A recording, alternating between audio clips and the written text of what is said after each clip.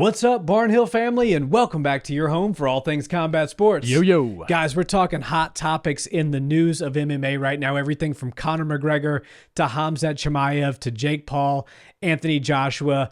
All of the discussions will be in the timestamps if you want to jump around, depending on what story we talk about. But, Nick, let's get right into it. Let's go. I want to talk about Conor McGregor and Islam Makhachev for a second, because Conor is saying now that he wants to come back. He's saying that he's been reinvigorated. He's gone down to Mexico and had some therapy done there. Right. So he's saying that he's coming back with a clear head, with a devoted mission towards being a true competitor in the UFC again. Right. And of course, sets his sights on Islam Makhachev and the 170 belt, saying that this would be Southpaw versus Southpaw, basically the 2.0 version of him versus Khabib, if you will. Now, on face value, utterly ridiculous, right? Conor McGregor has not been of relevance for many years at this point as far as a title contention or a title fight is concerned. Right. But this is the way I look at things, right? The UFC just came out with the first quarter of what the Paramount deal is going to look like, and we have Justin Gaethje fighting for a title against Paddy Pimblett. We have, a BMF belt that's being contended for. We have Volkanovski defending against a guy that he beat soundly when there's two really solid competitors and contenders in the division. And so what do I think as a purist? I think Conor McGregor being discussed for a title fight is absurd. Right. But I think as realists and people who understand the way that the sport is moving, especially with this new deal, Conor McGregor being the biggest star the sport's ever seen, his night of business against Khabib being the biggest fight that the UFC ever saw by, I think, 800,000 pay-per-view clicks. The next closest was a Conor fight that was, several 100,000 clicks less than that. Right. And you have Islam Makhachev, who is Khabib's star pupil, best friend, like a brother, everything like that. You got to think to some degree, that as crazy as it sounds in 2026, which is the year coming up now, that Conor McGregor is always one win away from a title shot. If they put him in there and he beats somebody, somebody of substance, I don't think that it would be crazy to say that the UFC wouldn't consider making Islam versus Conor because of the sheer night of business that it would be. I mean, am I way off on that? No, you're not. And for the past couple of years, we've all said Conor McGregor's one win away from a title fight. I think now, after the Paramount deal has come out and we understand sort of what they're prioritizing instead of meritocracy, star power, that's reflective in the Justin Gaethje thing, Paddy the Baddy, Diego Lopez getting another title shot. We would be fools to think that Conor McGregor, being the biggest star the sport's ever seen, wouldn't also get thrown in if they're trying to do a big night of business. You have to remember, the UFC is a sport and sports are entertainment. So they're in the entertainment industry, and it's a whole new can of paint, a whole new group of people running the show, and they're kind of showing us what angle they're looking for as far as making title fights, making big events. I mean, they're really trying to pull out all the stops, everything from the White House and trying to get real international with things. I think we should absolutely consider Conor McGregor coming back and not having to do any fights before a title fight. And I say that, I know it sounds crazy. I know I'm probably off in that opinion, but we're looking at it from the standpoint of they are putting bigger events, bigger stars on the top of bills. And if that's the way that they're playing the game, why wouldn't they do the exact same thing with Conor McGregor, who is the biggest star, who wants, he's only got 2 fights left on his contract. So if Paramount wants to get in the Conor McGregor business, the UFC is going to have to fight him pretty soon. And if you talk about big business days that the UFC has had, none stand bigger than Conor versus Khabib. And obviously Khabib has retired and they would never run that fight back again. But the closest thing you could get is Islam, which is Khabib's successor, fighting Conor McGregor. I mean, obviously, I don't think their skills would pair up very well, and I think that's a very, very easy fight for Islam Makhachev. But if the UFC is looking at things differently than what not the casuals, the hardcores want to see, if we're not basing it purely off meritocracy, then yeah, I say Conor McGregor absolutely isn't just one fight away from a title shot. I don't think he's any fights away from a title shot. Yeah, I still do think he's one away. I mean, because at some point you have to balance the, getting favors because of star power and legitimacy of the sport. Yeah. And, they can do like, okay, you can make a case for Diego Lopez, right? Sure. He's a really good fighter. He came back, had some solid wins after the Volkanovski loss, and Volk's getting his retirement fight in Australia. It's going to be a favorable matchup. Like you can make the stretch. Right. Even with Justin Gaethje, it's a little bit more difficult. Paddy. Obviously, Arman Tsarukyan should be in that fight, and we'll talk more about Arman later. Well, and that was timing too. We have to give a little credit because Paddy was planning to fight Ilya. Ilya pulled the rug out on that just days before Dana did the whole announcement. That's why Justin got it on short notice, essentially. Yeah, and so you have to kind of think, okay, you can make a stretch there, and you can do some things that would be against the rankings and against what the whole notoriety and also the business model. The business, like basically before the UFC was very much like, here's our top 10. This is how you break into the top 10. Right. Nobody's getting any favors done for them. You work your way down. If you can somehow get through the absolute murderer's row of people that are standing in your way and get to that number one contender spot, you're going to get your title fight. Now a lot of other things are considered. What's the star power? What geographic location do we want to unlock next? Where are we getting a lot of new fans? Is there a fighter, i.e. Paddy the Baddy, that can really help blow things up in the UK and all of Europe?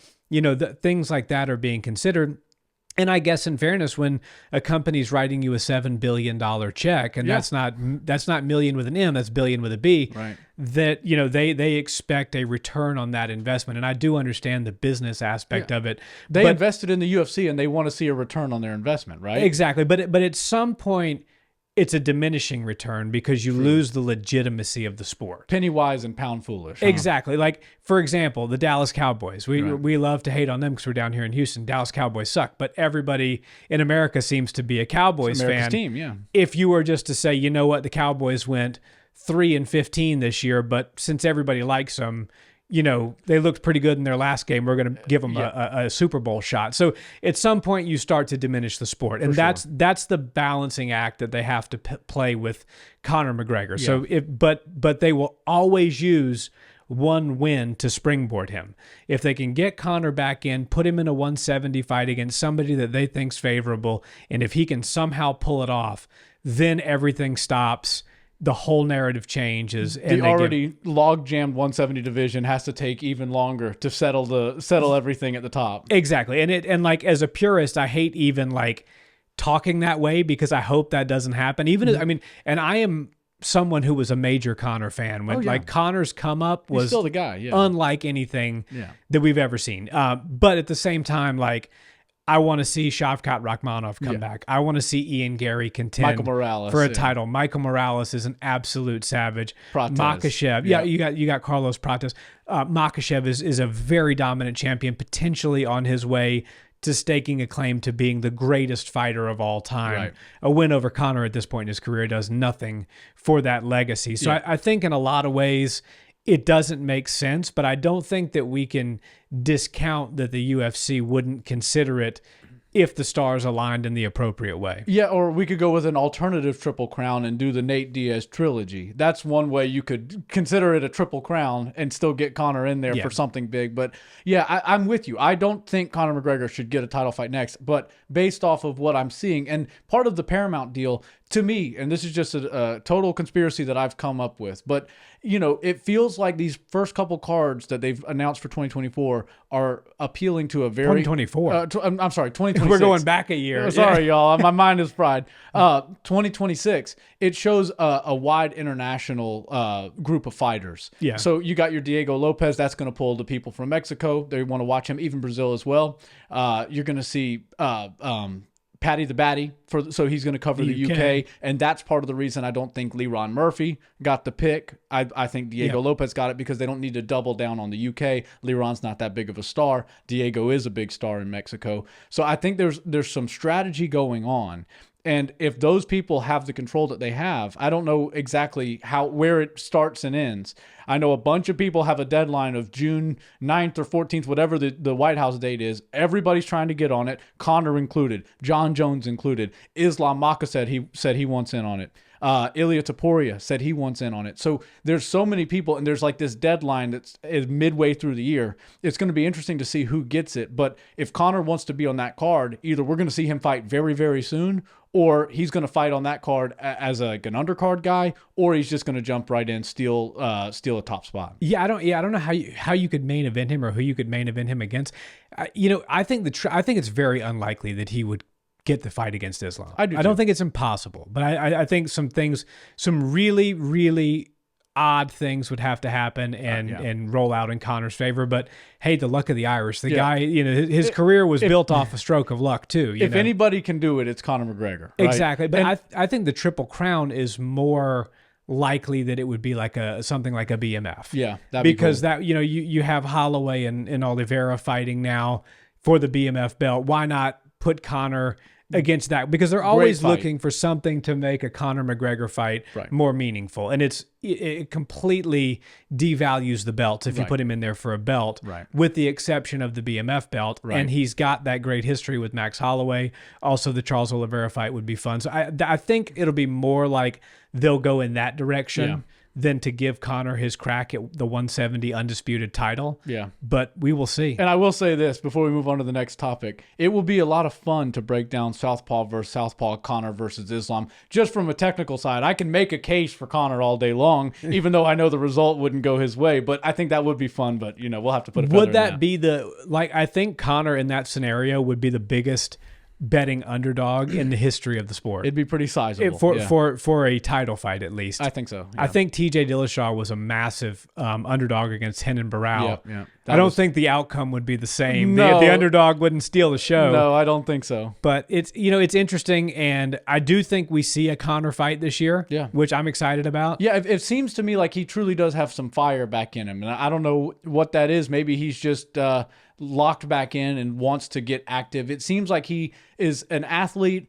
and he's been pulled away from it, and he was okay with being away from it for a while. But as many athletes are, you see Mike Tyson fighting in his 60s. You can't just give it up. He's back in one of those phases where he's like, I can't give it up. I got to go back to training. So I like to see that. Anytime we can get Conor McGregor business in the UFC, I'm in. So yeah, it's good. Yeah, and Conor's, me and him are the same age. We were born the same year. So he's 37. Okay, yeah, so not a spring chicken. Yeah, he's like, if he does have that competitive itch, he's got to scratch it pretty soon. Yeah, for sure. And he's got 2 fights left on his deal.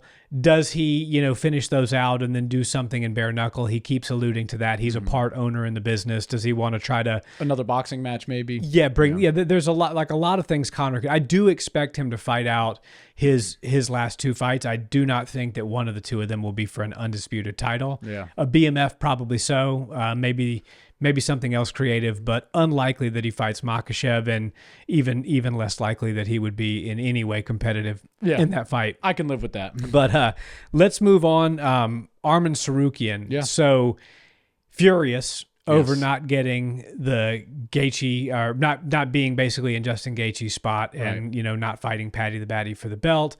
He's now set his sights on the winner of the BMF fight between Charles and Max Holloway. Yeah. So the other thing that he said that was interesting was that he hates Paddy so much that he would even consider jumping in a training camp with Justin Gaethje to try to get him ready to beat Paddy the Baddy. Now that's pretty bad. That's means you really dislike somebody. Him. He's like he's calling like Jake Paul calling Dubois, right, to beat Joshua. Exactly. Sorta, yeah, and signing his sister. Yeah, true. But what are your thoughts on Arman? And we talked about this in the last episode where we recapped UFC 323, and the point I made was I truly think that Arman Tsarukyan should be in that fight for sure. But he does have to take some responsibility for the way things went in his career. I think he fought like once in 2023 or once in 2024, or twice in 23, once in 24, once in 25. Right. And the inactivity is hurting him. And,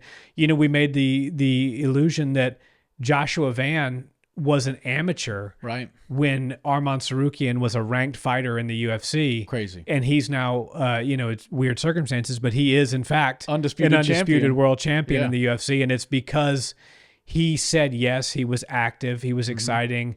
and he didn't take these big lags and this time off, and he never pulls out. Yeah, he showed up to fights. That's the big thing. Yeah. Arman Tsarukyan is the best lightweight in the world besides Ilia Topuria, and he hasn't proved that yet. Maybe he could he's beat the best, Ilia. yeah. But you have to understand what Dana's saying when he's speaking. They don't like what happened with the title fight when they booked him to fight Islam Makhachev. He pulled out on a couple days' notice, and then their pound-for-pound best fighter in the world had to fight a guy out of the top 5 in Renato Moicano, the money man. Shout out the money man. We love that. I mean, it was really cool to see a guy like Renato get a shot, but everybody knew full well how that fight was going to go. And Islam, it didn't help his legacy or anything. Legacy or resume at all at 155, and that partially is what pushed him up to 170 even quicker. So I really think that Arman Tsarukyan has to accept the punishment that the UFC is giving him. And look, to have to fight a couple of times after you've pulled out of a main event slot and a very big card is not the most ridiculous request. Now, I understand you look like you belong exclusively in title fights for this division, especially in his last performance. I mean, nobody just takes care of Dan Hooker like that. And to see Arman with that skill set not being able to get into a title fight does frustrate a lot of people. But I do think if he gets one more out of the way, he's for sure going to get another opportunity from the UFC. And it's up to him to do good with that opportunity, because I really want to see him versus Ilia, especially if Ilia is now talking about going to 170. Before you do that, defend against either Patty or Justin, whoever wins that one, and then fight Arman. Then I'm cool with Ilia leaving the division. Yeah. No, if Ilia defends against the winner of Patty Justin and then fights Arman, I'm fine with it. If he totally wants to go try his luck at 170, then like let him have some fun. And then the other aspect is it does sort of suck that Arman is now like he's kind of shot himself in the foot, right? Because he goes, okay, if they're not going to give me the undisputed belt, then I want the BMF. And it's like, hold on. You have less of a chance of getting in BMF title talks than you do getting in undisputed talks, because BMF isn't about how many wins you've had, how good you are at grappling. It's a certain group of guys, and you know them when you see them. And unfortunately, Arman Tsarukyan hasn't reached that level of BMF status yet. But maybe one day he will get there. But I just think instead of shooting, aiming his cannon from undisputed over to BMF, he should have maybe looked at somebody else and done a strategic call out. Yeah, well, fighting once a year and doing pulling out of title fights is not BMF worthy, so to speak. Right, not at all. But it's Arman wanting to fight for the BMF is one of those be careful what you wish for things. Yeah, because what happens if Charles Oliveira beats Max Holloway? Arman is really freaking lucky that fight with Charles was a 3-round fight and not a 5-rounder, because we all saw where that was heading. Yeah. So, be careful what you wish for, because you want to fight for the BMF and just grab a belt in the interim while you wait for the undisputed title to shake out because you were the odd man out in that matchmaking.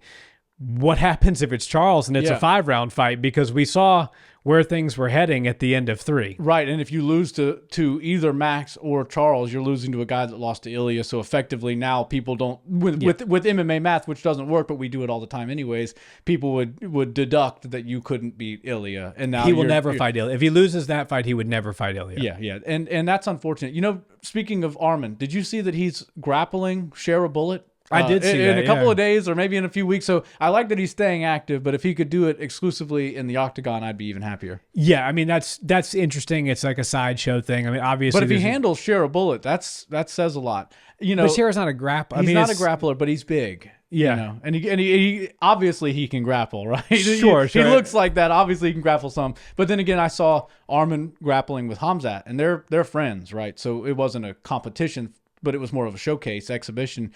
And Khamzat was just manhandling him from start to finish. There was nothing he could do. How much blame do you put on Arman for his situation? I mean, do you think he's very upset, but like, do you think it's kind of, I feel like he has some ownership of it, but I feel like even still, like after that, if he'd have come back in decisions, Dan Hooker, I would have said one, but he came back and dominated. I mean, he looked like a world beater, and I just, as a purist, I like to see world beaters fighting for titles. If Paddy the Baddy didn't exist, I believe Arman Tsarukyan wouldn't have to do anything else. But the fact that there's a guy who's got just as impressive of a win streak and a way up to the belt as Arman in Paddy, and he's more marketable. He seems to be easier to work with for the UFC. It feels to me like, we can just kick the can with Arman for a little bit, get Patty in there. That's going to do bigger numbers. Whoever wins out of that can fight Arman, and then we'll move on from there. But it does sort of feel to me like if Patty didn't exist, they would have said, okay,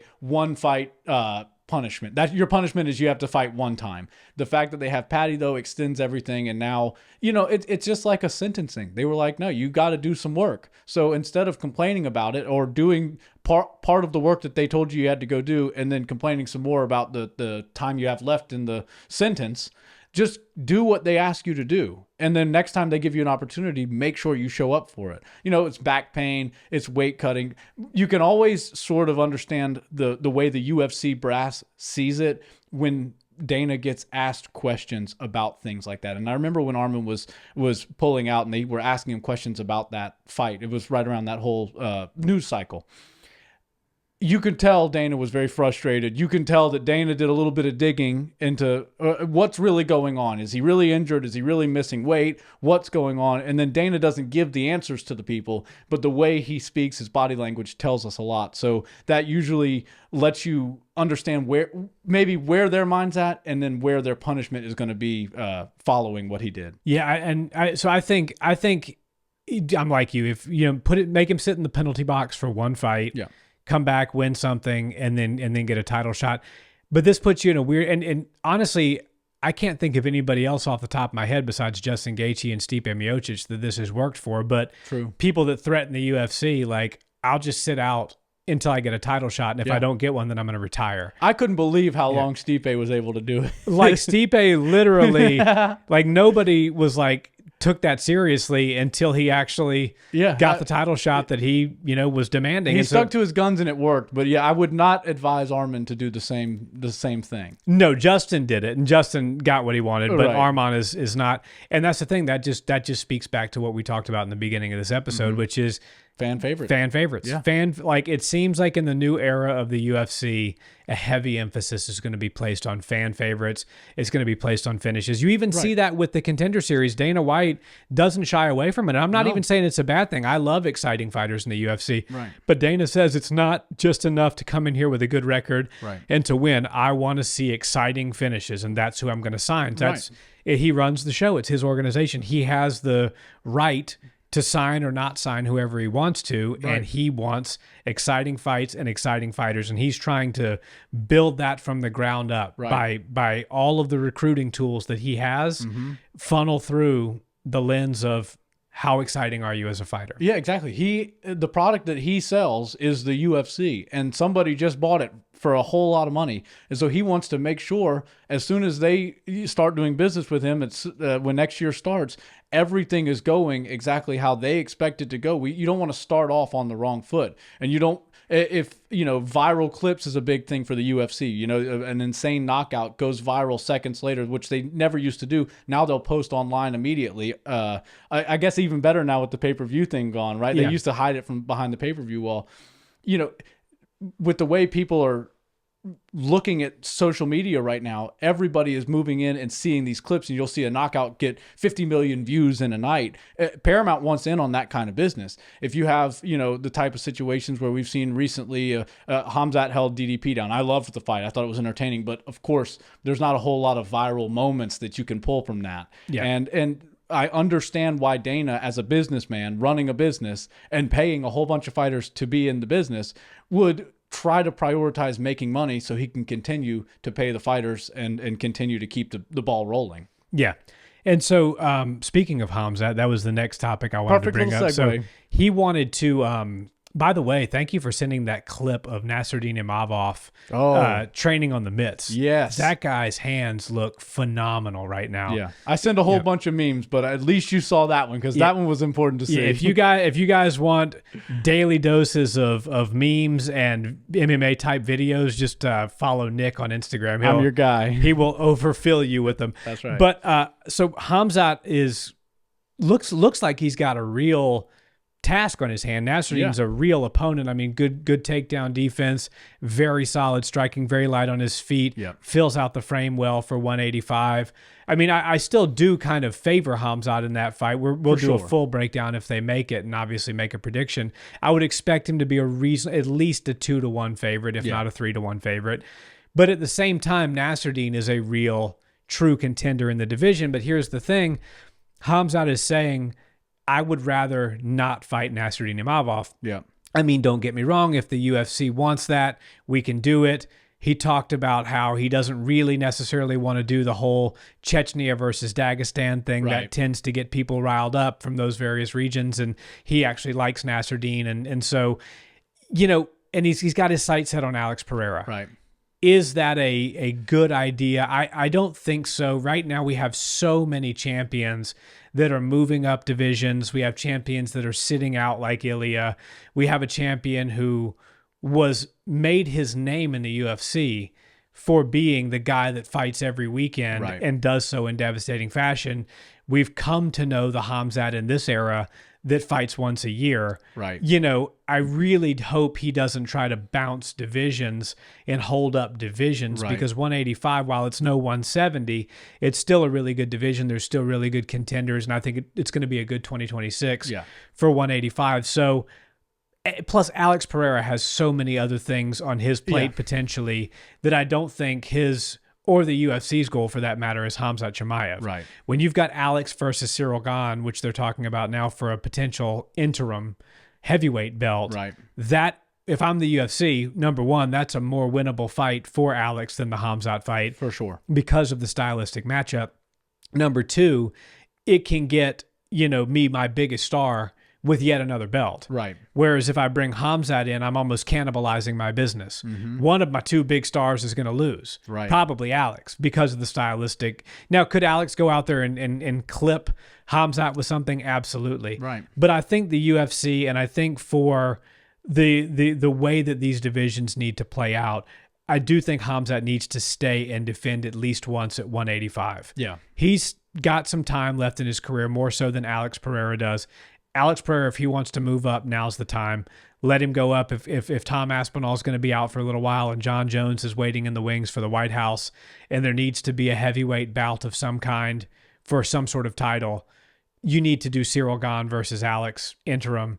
Let Nasruddin shake it out with Khamzat, and then they can kind of reassess and see where the chips fell from there. Yeah, for sure. It feels like Khamzat Chimaev is running as fast as he can to catch a train and attach his cart to John Jones, Alex Pereira, the big names. Yeah. All the guys, the top draws in the sport, the GOATs, if you will. I mean, Alex Pereira, if he beats John Jones, if that fight gets made and he wins, he's the GOAT, right? We're now talking about GOAT versus GOAT on the line.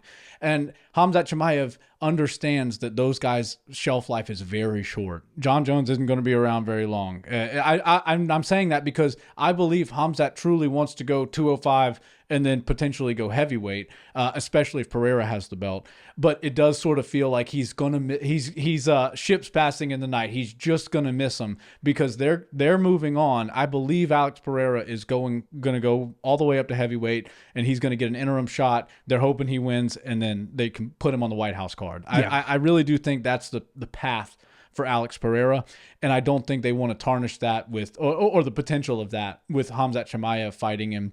Especially because it does sort of feel like 185 is firing right now. I mean, we did sort of just announce at the end of this year that it was like a tournament to see who gets to fight Khamzat. It was a 4-man tournament. Yeah. Fluffy ended up pulling out, and Nasruddin got his hand raised, and so all the chips were played there. And now we do get Strickland versus Fluffy later in the year, but it does sort of feel to me like Nasruddin is the clear number one contender. He deserves to fight for that title, and Khamzat's ready to go after Ramadan, so I think they should book it April, May, sometime right after Ramadan.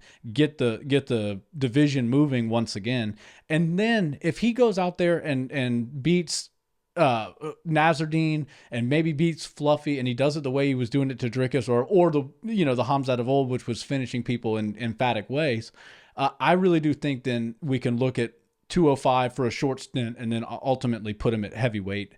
Skills or pay the bills. And I think he would do really well at heavyweight with that speed advantage and his wrestling. Yeah. But again, I just think that Alex Pereira is, while Khamzat is trying to attach to him, he's trying to attach to John Jones. Exactly. And unfortunately, Khamzat is going to be left as the odd man out in that sort of top of the food chain scenario. Yeah.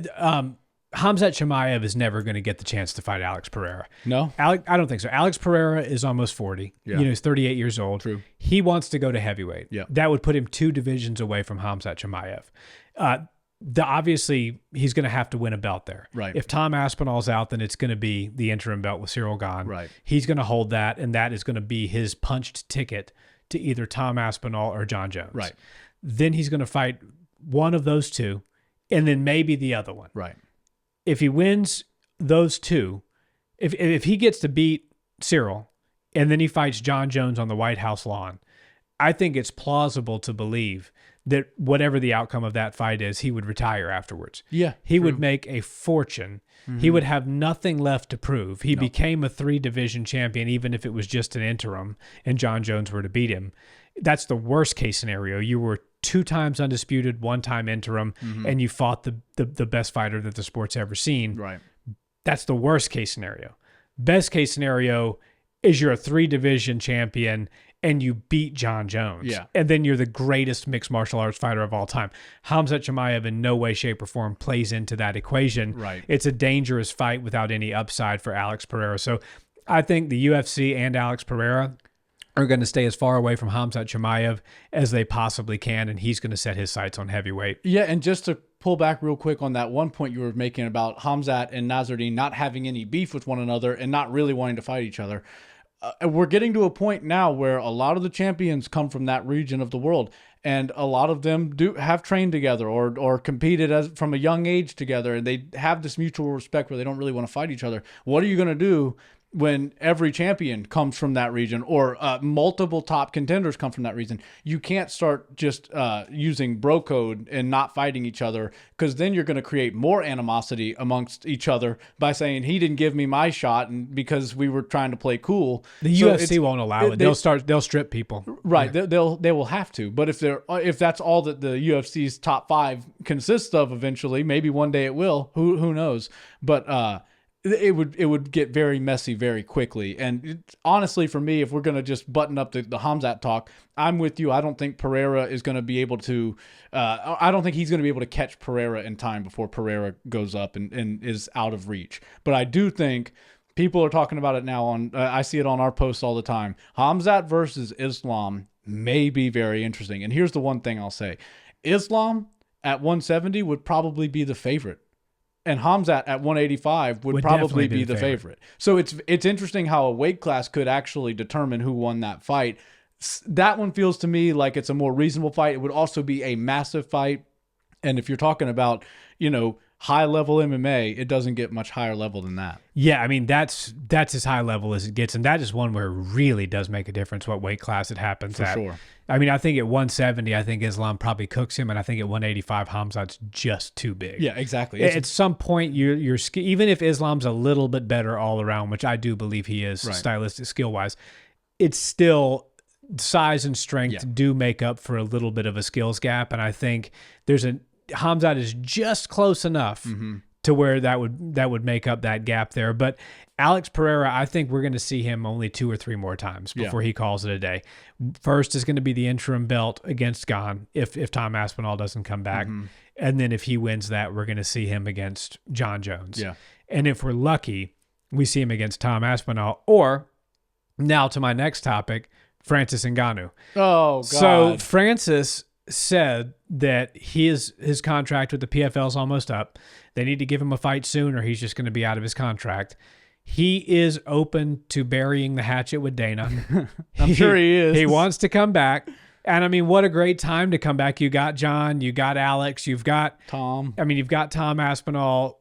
There's already a logjam, but throwing Francis in the mix, like, if you just ask, I get all the drama and all the bad blood and all the things that were said that now can't be unsaid, and the really nastiness of that whole situation.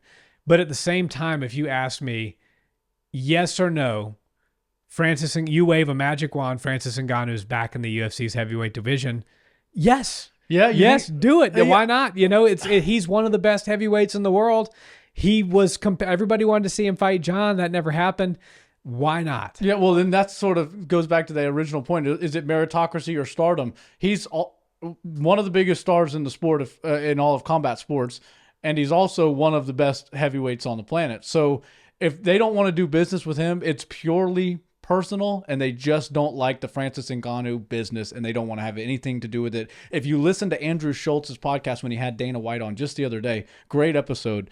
But Dana White, let us in on a few insider stories that he had with Francis Ngannou, some personal stuff. And, a lot of it was about yanking shirts and grabbing collars of him and other UFC brass members. And, it's a rough look. If you're a cage fighter, I understand cage fighters being in the profession that they're in, it's sort of hard to expect them to be these tame, regular Joes, right? Yeah. But also you don't want to grab the CEO of the business that you're working for and hike him up from his collar and lift him off the ground. Like, that's probably not a good business idea. And I'm sort of in the thinking that the PFL wants to get out of the Francis business as well. And I'm sure it's not profitable for them. They're paying him such an absurd amount of money. They're paying a whole bunch of money. He's never fighting. And then they decided they're going to put a whole bunch of money and infrastructure and effort into PFL Africa. And then he doesn't show up to the events that they put on primarily for him to be at. Yeah. They were hoping he'd fight at him, but at least just show up and watch. He didn't even do that. So I think the PFL has kind of had their time with him as well. Maybe the PFL and Dana can find some mutual ground, and they could go to dinner and talk about the Francis Ngannou hate. Yeah. The ex lovers of Francis Ngannou. They can go talk about it. But no, I think it's interesting that Francis is now trying to come back. Hat in his hand, asking for a favor from Dana, but I do not think Dana is going to budge. Ariel Helwani has been wanting to get back into the arenas for a long time, and he is a staple in this sport, and he hasn't gotten 1 centimeter closer with Dana White, so I just don't see it happening. Dana's got the memory of and Ariel also never hiked Dana up against a wall by his collar. No, that wouldn't go nearly as well for Ariel as it would for Francis. Dana's got the memory of an elephant. That guy does not forget anything that anybody doesn't. Talk about all the drama going on right now. It's like we kind of needed it though. How about Jamal Hill and Ioane and Jacek? I didn't have that on my bingo card for the end of 2025 that those two would be beefing of all people. And I didn't get the full story. It doesn't really pique my interest all that much. Jamal said, if you must know, and I watched a couple of clips off of his podcast, that he shot his shot. They were in the same city. He had a couple drinks. They had texted, "Hey, where are you? I'm at this bar." "Okay, you're at this bar. I'm at this bar. Like, let's meet up." And he was like, I shot my shot, and nothing ended up coming of it. And then I guess now Jamal has long since moved on, and he's with somebody else. And there was some things that were said at the event that caused them to get the two women, Joanna and Jamal's girlfriend, to get into a feud, and then Jamal got involved. It was like Dylan Dennis versus the Team Islam 2.0, except for a lot easier to detain and control. Yeah, I don't think Joanna's that crazy, and I don't think Jamal is either, quite frankly. Jamal was like, it seemed like he was like, okay, like this is... when the scuffle started, though, Dana probably saw it and was like, yo, is Dylan Dennis in this building again? No, who is it? Oh, is it John Jones with, Francis? Nope, it's actually Ioane and Jacek and Jamal. It's like, okay, that was not what I had expected. But yeah, the drama is just thick. But back to Francis, as far as Francis goes, like, I do still think Francis is one of the best heavyweights in MMA. For sure. I do think Francis against Tom Aspinall, John Jones, or Alex Pereira is a very compelling fight. You may even be able to make a tournament type of thing out of those 4 guys in some fashion or form. So I think, yes, there are, like, obviously hiking up the UFC brass by their collar and like physically, imposing on people when you're 6'6" and 280 pounds is and register the hardest punch in human history. Well, now, not anymore. Until H-Town's own Derek Lewis did it. Shout out Derek. And also the hardest slap. I think Derek slapped the... he slapped the monster slap machine and broke the machine. Yeah, I'll say that. He could not be allowed to do slap fighting. That would be... No. Maybe they do the Francis Derek rematch. Everybody would Dana would probably agree. He's like, all right, Derek gets to go first, and he gets 2 slaps. Yeah, we're going to do Francis versus Derek rematch, but it's in slap fight. Yeah. But... So anyway, I think to wrap up that conversation, I do believe that it's not going to happen. Yeah. I don't think that Dana White, there is, I don't know the extent of it, but Dana's shared a little bit. I think the blood is just too bad for there to be I do any, too. Sort of coming together, which is a shame, but it is what it is. And we got John, we got Tom, and we got Alex now. Yeah. Well, and here's the interesting thing before we leave it is Francis is not that young of a guy either. And it's sort of, people always like to bring up the GOAT of boxing, Muhammad Ali, and how he took prime years. He was not able to fight in some of his prime years. And then he ultimately came back. It feels to me like Francis is in a similar position, stepping away from fighting due to injustices and things like that. But it also feels like he's not going to have a place to fight for the next few years unless he goes and gets cleaned up by more boxers in boxing events. Because if the PFL doesn't want him, the UFC doesn't want him, who wants him? Is he going to come fight in Fury in the regional scene, or no? Who could he fight with? Maybe one would call him, or Ryzen. But again, I just don't know where he's going to go. And like all the other heavyweights that we've been mentioning, their shelf life is not long. Yeah, I mean, it's crazy to say this, but like this is what I want to end the conversation on anyways, is Jake Paul. Like, oh yeah, that's the kind of stuff that he's looking for, like a Jake Paul fight. Deontay Wilder, for example, that's the fight. Not as technical as Anthony Joshua, but registers just an absolute monster punch, like Francis does. Like, do a boxing match with the two of them or something like that. But I selfishly, I'd like to see Francis come back to MMA, but I don't think it's going to be in the cards in the UFC. So let's finish the conversation with a little Jake Paul, Anthony Joshua. It's coming up. The last man to knock out Francis Ngannou, exactly, Anthony Joshua. And in really good fashion too. Yeah. There's after this weekend, there's no fights for 6 weeks except for we got Jake this, Paul and then we got Andrew Tate versus a reality. I don't even know that guy he's fighting, but too hot to handle. He's the guy who a bug flew on his head, but neither here nor there. It's still not registering over your head whatsoever. But over your 37-year-old head. So Jake over Paul, my gray hair. Jake versus Joshua. This is such an interesting thing because when I first saw this get announced, immediately you go to the betting odds. What are they possibly looking like? $1 million to 1. Right. If Buster Douglas was plus 2,000 to Mike Tyson or whatever it was, surely this has got to be way more outrageous. And it was like plus 1,000 for Jake Paul. And I'm like, all right, well, this doesn't feel legit. It does not feel like we're going to be seeing a real fight. We might be seeing an exhibition. But then you do a little bit more thinking, a little bit more searching. Eddie Hearn does not like Jake Paul. Eddie Hearn runs Anthony Joshua's career for him, and they are in the business of shutting Jake Paul's business down, along with boxing. They don't like the competition that Jake brings. Jake is a force in the boxing world, and he's paying people really well. He's putting on some of the biggest events in boxing every year, and has been now for a couple of years. So he's a thorn in their side to the highest level, and also all the antics on top of it, right? If he was just this humble guy and doing all that, they'd probably still not like him because he's taking away from the share of what they're putting out. But he's also the most wild, outlandish, trash talker and came from Disney. So the contrast is insane. That these guys truly don't feel like he doesn't belong in the hurt business and the tough guy business whatsoever.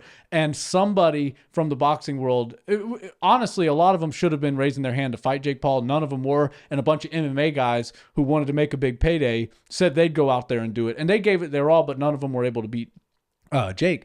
Now, there's a whole bunch of boxers that said, oh, give him to me. I'll take him out in one round. Well, offer to fight him. Figure out how you can get in the Jake Paul game. He's trying to find opponents, and sometimes they back out last minute. So if you're always ready, you could jump in there.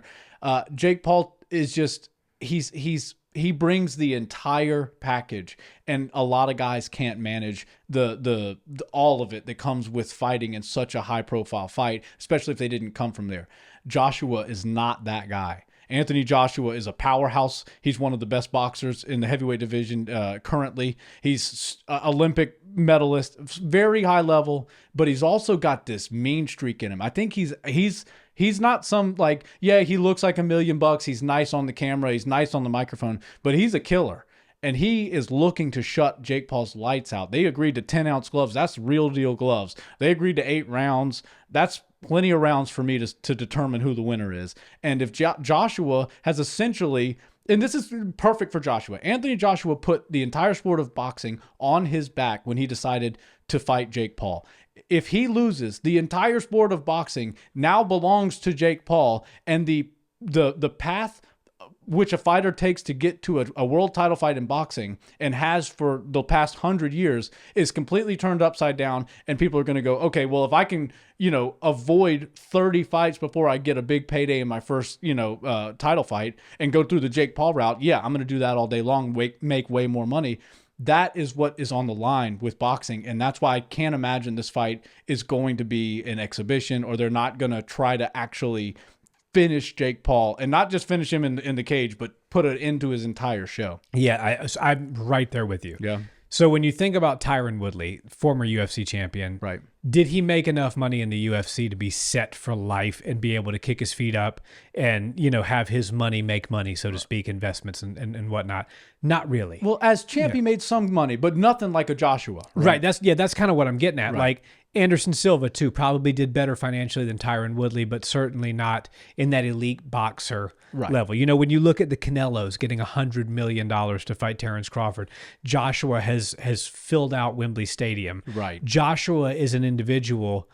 The only person that I can recall that fought Jake that earned that type of absurd money was Mike Tyson. Right. But we all know that Mike had a lot of troubles personally, legally, professionally that caused him to hit the financial skids and, but that's all pretty public. that's too, very right? public stuff.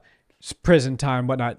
Anthony Joshua is a very wealthy man. Right. Anthony Joshua is the face of sport in the UK in a lot of regards. His sponsors are the high-paying variety. Yeah, the nicest, luxurious brands and all that stuff. Think of the most luxury brands that you know of, from watches to clothing to cars. Watch brands I don't even know the name of. Those are Anthony Joshua's sponsors. Right. He's earning in the tens of millions of pounds per fight. Right. So the reason I say all that is to say that Anthony Joshua does not need a quick payday from Jake Paul. No. He's a very rich man. Eddie Hearn is an even richer man. As you said, they don't like the Jake Paul business. It's a mockery. They believe it's a mockery to their sport. And they could both make just as much money fighting somebody else. Right. And I don't believe if you waved $100 million in front of Anthony Joshua and said, hey, AJ, we need you to go light on Jake Paul, that he would take that money. No. Because he's got the money. He's like, what are you going to give a rich man more money? Like to basically sell his soul? Right. Because the thing about it is AJ did not, like, if we're being honest, AJ didn't have the career a lot of people thought he would. Right. He got beaten by Usyk. He got beaten. There was a couple of people that he lost to that really kind of... The Andy Ruiz one was really bad. Yeah, it put him on the...